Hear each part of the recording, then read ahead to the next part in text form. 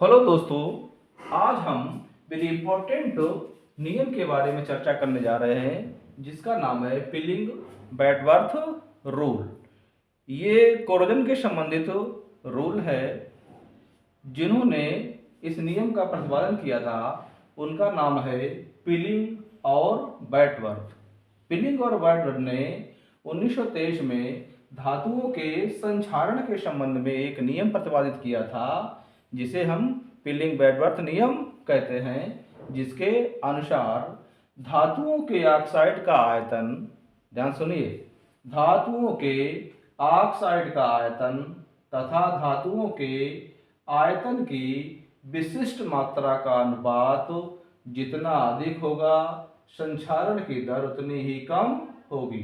दोबारा सुन लीजिए कि धातुओं के ऑक्साइड का आयतन तथा धातुओं के आयतन की विशिष्ट मात्रा का अनुपात जितना अधिक होगा संक्षारण की दर उतनी ही कम होगी। अर्थात धातुओं के आयतन की मात्रा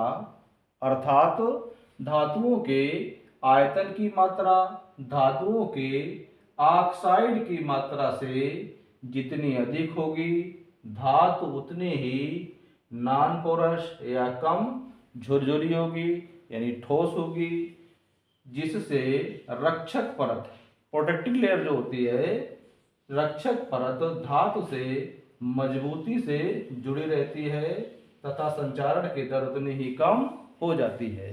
तो प्रोटेक्टिव लेयर जितनी मेटल से जुड़ी रहेगी उतना ही कोरोजन कम होता है। ये बताया था पिलिंग बैडवर्थ ने 1923 में धातुओं के संक्षारण के संबंध में। उन्होंने निकाला भी था कि विशिष्ट मात्रा का अनुपात कैसे निकालते हैं।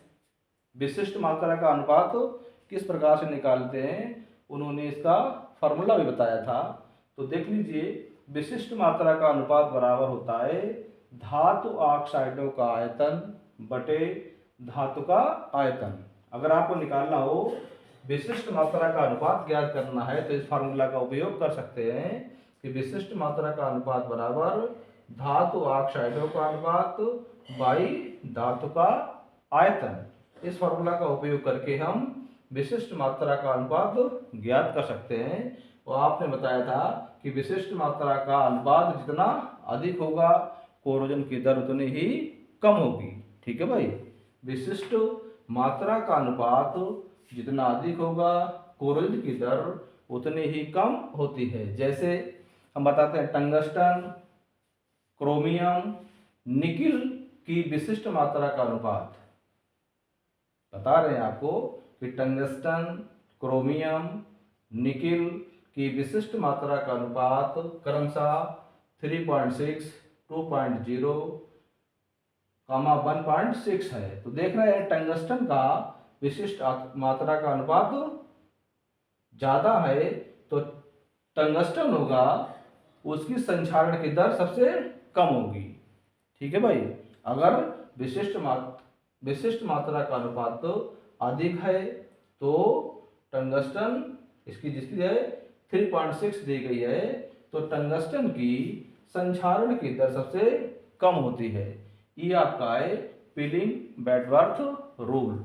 ये दिया था, दो वैज्ञानिक थे पिलिंग और बैडवर्थ ने।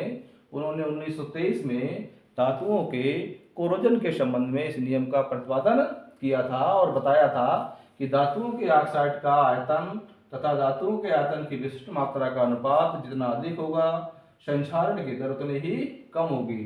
अर्थात धातुओं के आयतन की मात्रा धातुओं के ऑक्साइड की मात्रा से जितनी अधिक होगी धातु उतनी ही नॉन पोरस या कम झुरझुरी होगी, जिससे रक्षक परत धातु से मजबूती से जुड़ी रहेगी। अगर प्रोटेक्टिव लेयर धातु से मजबूती से जुड़ी रहती है तो कोरोजन क्रिया कम होगी। और विशिष्ट मात्रा का अनुपात निकालने के लिए ये फार्मूला था कि धातुओं का ऑक्साइड धातु ऑक्साइडों का आयतन बटे धातु का आयतन, इसे निकाल लेंगे। अगर आपका विशिष्ट मात्रा का अनुपात अधिक होगा तो वहां पर कोरोजन की दर कम होगी।